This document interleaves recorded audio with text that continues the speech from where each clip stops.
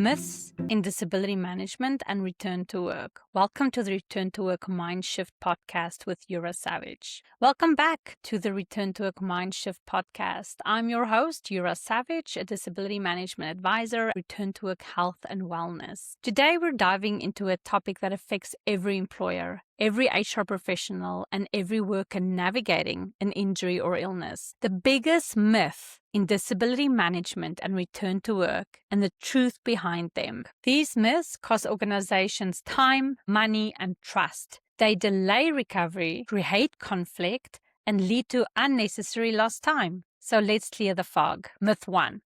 Employees must be 100% recovered before return to work. This is one of the most damaging myths in the entire field. The truth is, most employees do not need to be fully recovered to return safely. There's a huge difference between pain versus harm. In fact, early supported return to work is proven to improve recovery outcomes, reduce chronicity, and maintain connection to the workplace. Modified duties, temporary restrictions, and gradual reintegration are not special treatment. They are evidence-based best practice. Myth 2. Modified duties are optional if the employer is too busy. This belief creates unnecessary conflict and legal risk. The truth. Employees have a duty to accommodate to the point of undue hardship. That means exploring all reasonable options. Accommodation is not about convenience. It's about compliance, safety, and supporting recovery. Myth 3. If the doctor says off work, the employer can't question it. This myth leads to long absences that could have been prevented. The truth is, employers are entitled to functional information, not diagnosis, but you can and should request clarification on restrictions, capabilities, and timelines. Because you have a duty to accommodate.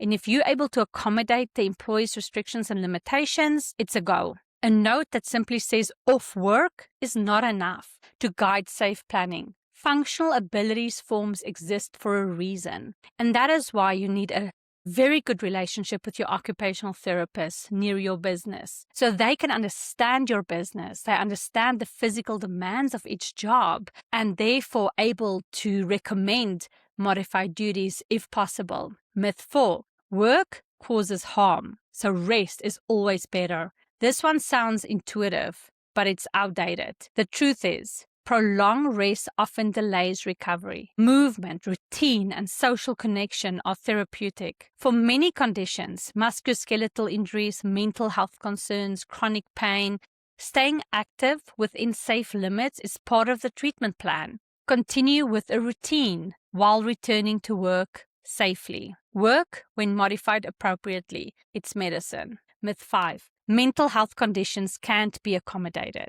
This myth creates a stigma and unnecessary barriers. The truth is, mental health conditions can be accommodated, often very effectively. The common accommodations could include adjustment to your workload, flexible scheduling, reduced cognitive load, checklists, a buddy system, maybe a quiet workplace, temporary changes in communication styles. Mental health is not a barrier to work. Lack of understanding is. Myth 6.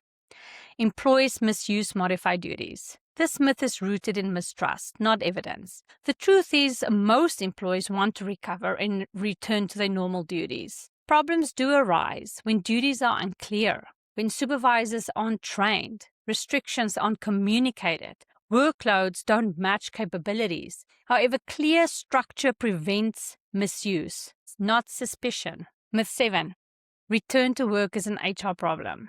This belief isolates the process and slows everything down. The truth is, return to work is a team effort. It's collaborative. The return to work coordinator or OHS coordinator or wellness coordinator should include the employer, the supervisor, the employee, the healthcare provider, and disability management professional. When everyone collaborates, outcomes improve dramatically. And this includes short-term disability and long-term disability return to work, because it's not enough for the provider to be the employer's case manager. The employer has to manage the return to work themselves with the team. My closing message: myths create barriers. Facts create solutions. When employers understand what's actually required legally, medically, and practically, return to work becomes smoother, faster, and far more supportive for everyone involved. If you found this episode helpful, share it with a leader, HR professional, or colleague who needs to hear it. And if your organization needs help building a strong, evidence-based return to work program, you can connect with the Return to Work Health and Wellness team. Thanks for listening, and remember, a mind shift in return to work starts with understanding the truth. Thank you.